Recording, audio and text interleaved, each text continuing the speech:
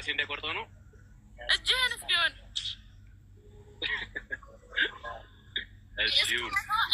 እንዳስቀመጥኩት ነው ላገኘህ የምፈልገው ስመጣ። ግን አንቺ ከሳሽብኝ፣ ተቋቆርሽብኝ። አይገርም?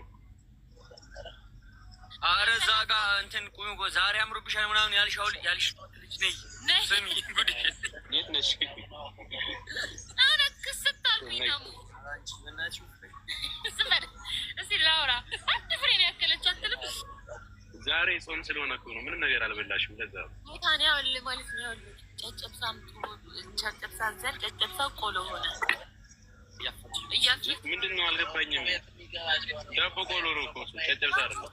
መቤቴ ዳቦ ቆሎ ዳቦ ቆሎ። ኧረ በስመ አብ! እንደዚህ አይነት ጨጨብሳ አለ ነው አለ እኛ ጋር አለ በየአይነት ደረቅ ብለው። እናንተ ሀገር የእናንተ ሀገር ይለያል።